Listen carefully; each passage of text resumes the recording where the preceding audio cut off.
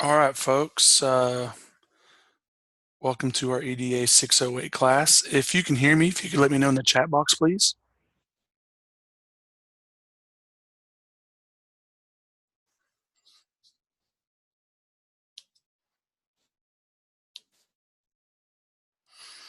All right, great. We'll go ahead and get started. This will be fairly short and sweet. I've taught this class a few times, and I've learned that it definitely helps to get a few weeks under our belt, get a couple discussion boards, a paper or two, and then kind of regroup for the second half. Um, so again, always try and put this out there. My contact information's on the screen there. Obviously, it's on the syllabus as well. But tonight, I'm going to spend a little bit of time just reviewing the remaining assignments, looking at what you need to upload for your field experience. And then the biggest things probably two things are looking at the anchor assessment that's for this that needs to be completed for this class and answer any questions that you have. So let's jump right in. We'll be on our Moodle site at the week that we're at. Again, our second paper is due this Thursday. Thursday, I'll call it before you go to bed. I'm not checking before I go to bed or something on Thursday if you've uploaded or not. So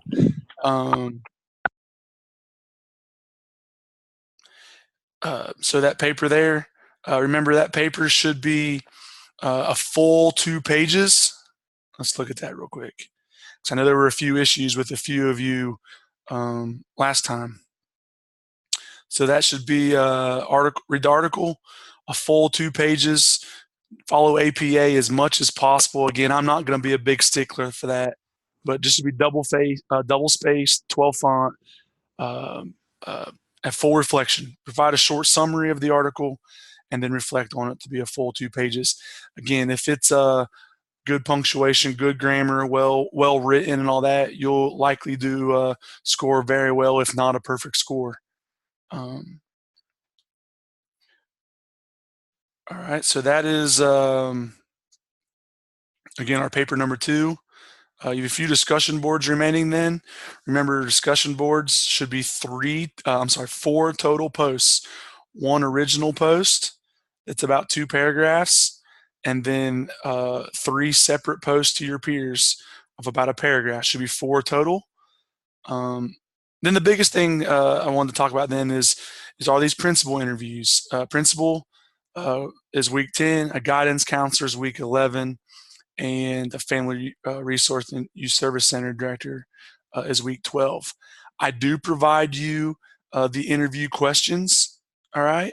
So for week 10, schedule a meeting with a school principal. Ask he or she the questions that are located on there. So I would just download that interview question form, answer them right under the answer. The last 2 questions are questions that you have to come up with. Spend the time, talking to a current administrator about how they use community systems and resources to help communicate with the public, to communicate with students, communicate with the staff, or resources that are available to them that's going to best help the students. So spend that time with them.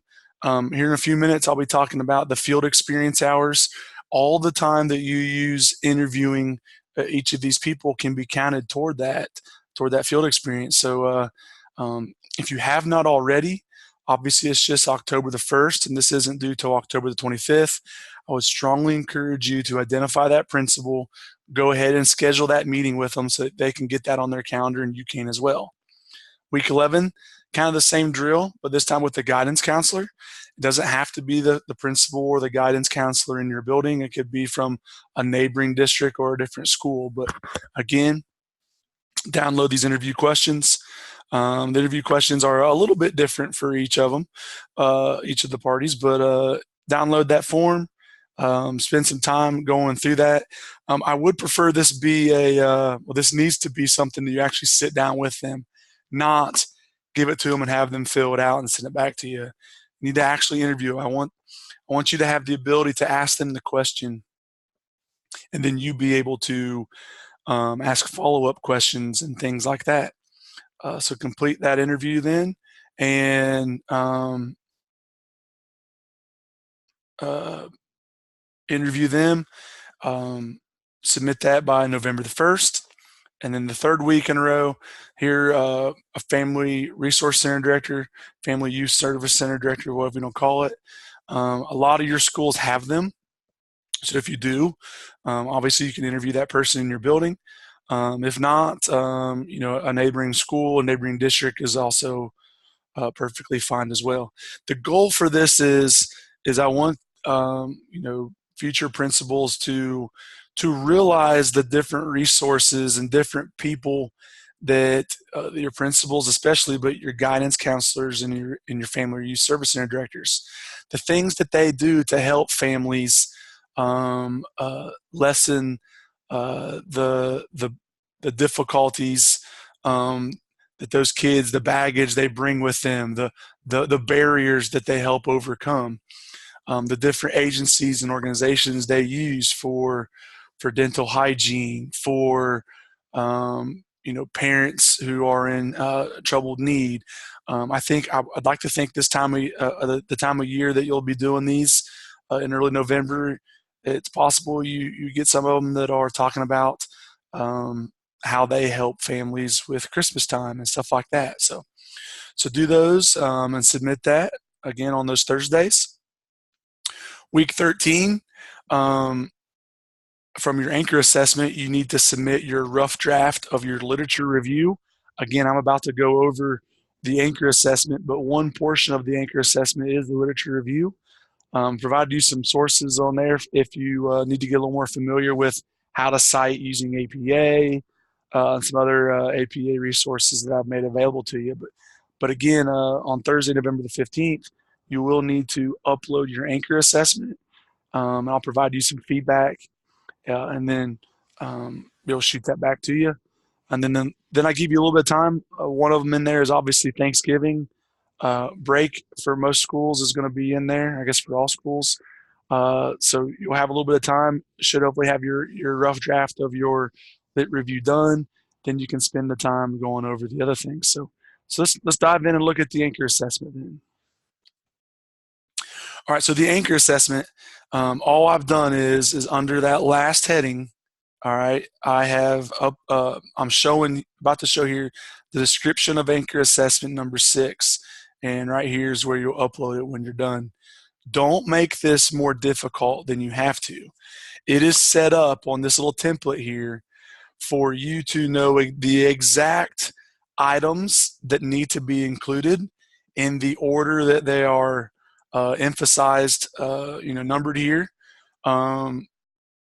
And I give you some bullets under each of these so that you know what exactly I am looking for. Some of them are very obvious. A title page. So your title page should be a separate page. Then start the next page, a short introduction, so a short, informative, and powerful description. Number 3 is the literature review. All right, the literature review is complete a review of literature describing what the literature says about parent and community involvement in schools. Make sure and cite things the best that you can. But again, everyone's literature review will be on the same topic. Complete a literature review on what the literature says about parent and community involvement in schools. And there is a 5-page minimum here. So that's why I've learned after teaching this a couple of times, that's why I'm going ahead now and letting you know about some of these details ahead of time. That way you can begin working on this by that December due date. So you have, all of October, a good chunk of November until your rough draft for the lit review is due. But again, so introduction, literature review. All right, next is the essential questions. This is always the most difficult portion of it that students have trouble with. Dr.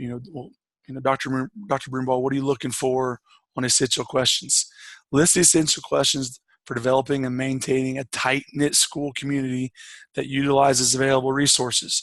Be sure to include essential questions that include all community stakeholders and emphasize the importance on diversity in your school. So basically, if you were trying to emphasize community stakeholders involvement, what are some of those questions that you might ask yourself or ask someone?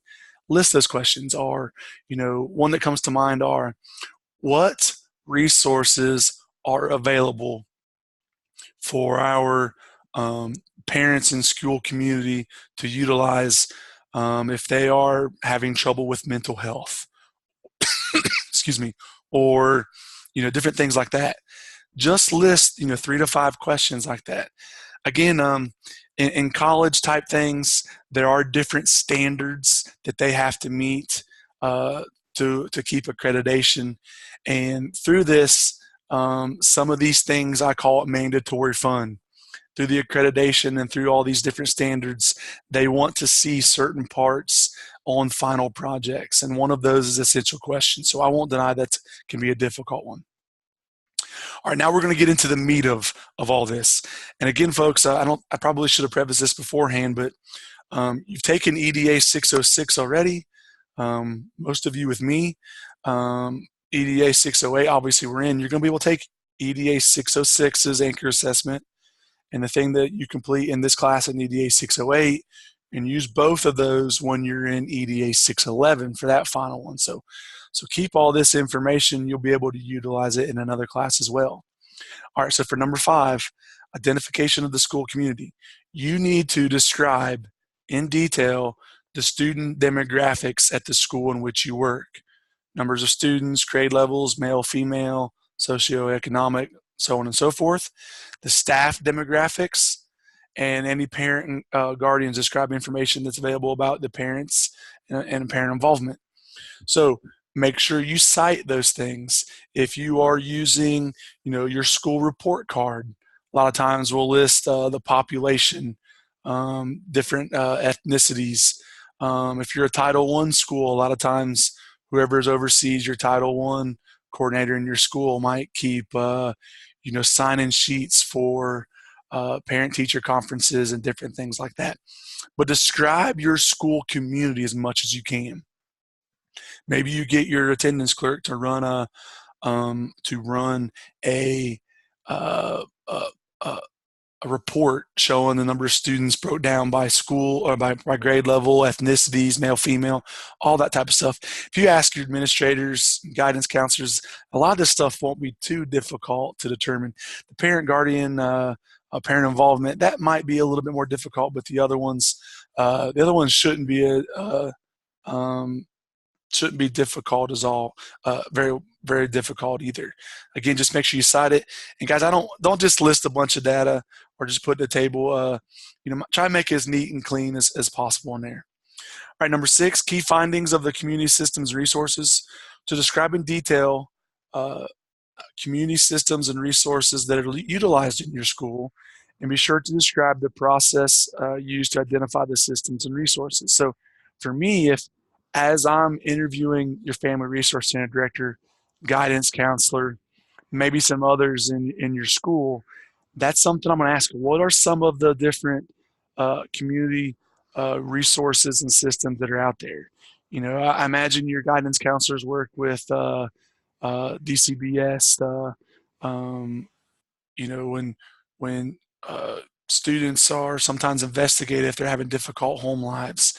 Are there different agencies that they work with, again, for mental health, for maybe your local YMCA, maybe some of the local churches, just different stuff like that.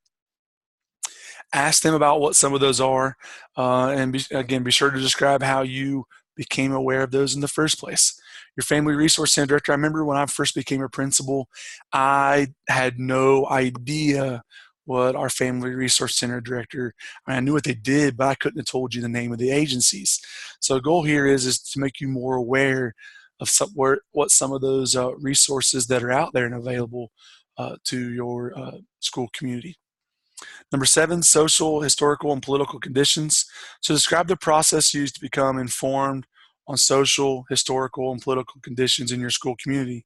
Describe the social, historical, and political conditions in your community, and describe how opportunities utilized in the past to include parents and communities.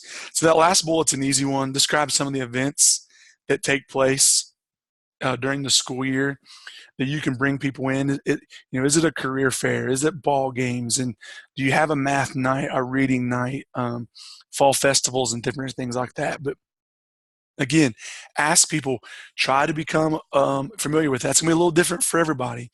Maybe your school was built 3 years ago, and you're still building on the very limited and short amount of history in there.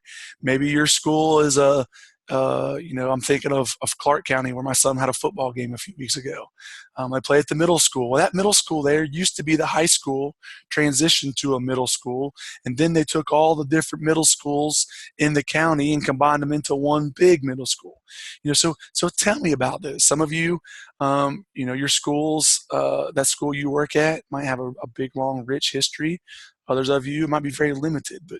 But again, clear, concise, describe the social, historical, and political conditions in your for your school, and describe some of the different events and opportunities for the public and for parents to come to your school. Number 8, some of the school barriers. Describe in detail relevant barriers that are roadblocks improving the participation in the school community. So from the school I was a principal at, I think I may have mentioned this before, but barriers. We had about 40% of the student population come from a household that was under free or reduced lunch, so you had some income issues that were barriers. A lot of, I wouldn't say a lot, but I couldn't quantify it for you, but quite a few homes that are single parent homes or grandparents were taking care of those children. We had a small population of Arabic speaking families. The students were learning English, but many of the parents at home did not speak English. So talk about some of those barriers that are at your specific school. All right, so then number 9, the next steps. Describe the steps that can be taken to improve or maintain the participation in your school. So if you have a really high participation from the community and from your parents, talk about what you've been doing and what you can continue to do to make that a high participation. If not, what are some different things that can be done to communicate to your school population, the parents, the community, to brainstorm some of those things, to build on those relationships and different things like that. Number 10, a short reflection on basically what you gained and going through doing this anchor assessment, a conclusion, and then obviously any references. Provided the rubric there, but the biggest thing is, folks, if I'm you, don't make this as difficult as it needs to be. Title page, introduction, tell me exactly what I've asked for there. Lit review, make sure you're finding enough information for your anchor for your lit review to get 5 pages. Different things there. If there's a bullet under that one, I'm going to be looking for, did this person, did they include the information that's needed under that section that's been asked in a clear, concise manner. Remember, for following APA, everything should be 12 font, double space, Times New Roman.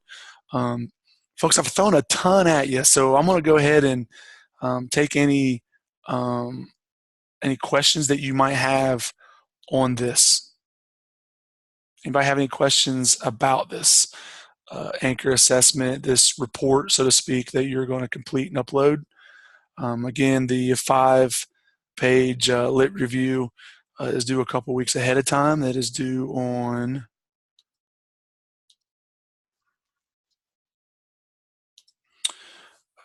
it's due November the 15th, so you have about a month and a half until your lit review is due.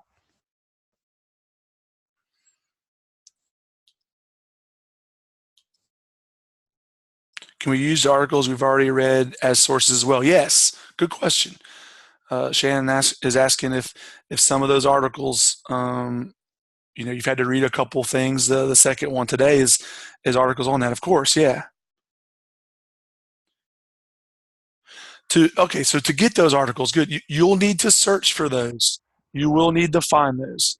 You don't necessarily need to go to the library and pull books, but you have online resources and different things like that. Avoid blogs and different things like that, though. But you're going to need to, the 2 articles from this class and your book are obviously okay. But I definitely think I don't want to quantify. I don't want to say, hey, you have to have 10 sources or anything like that. But just make sure that it's not just hey, here's the first article that I found and here's a summary of it. And no, you need to read all your articles and put all those together to develop basically a 5-page report on that topic. Basically based on a community involvement. Yeah, let me go back and clarify that exactly how I worded it. But yes, it's based on community involvement. So create and review. I'm looking at number 3 there, describing what the literature says about parent and community involvement in our schools. And just give credit where credit's due for those sources as you find them. Yes. So we find the articles and you give us the topic. No, everyone's topic's the same. This is a community involvement type course, so everyone, nope, hit the wrong button there. Everyone is going to be completing a literature review on parent and community involvement in schools. All right. that's what everyone's topic is. And then once everyone's done with their lit review on what they find the literature saying on parent and community involvement in schools, then everyone's going to take a closer look at their own individual school, what the demographics of your staff, parents, and student population are, taking a look at the resources that are available to your school in your community or in your county. What's the history and of your school? What are the different opportunities that your school has or offer to bring in to get the community involved in your school? What barriers are you seeing that your children in your school are having to overcome? What are some things that your school can do to improve or maintain the participation? That's what I'm getting at. So hopefully some of those follow-up questions help. Other questions, those are good questions. I think that was good for the group to see or to talk about. Remember, folks, we want to take this super serious. Trying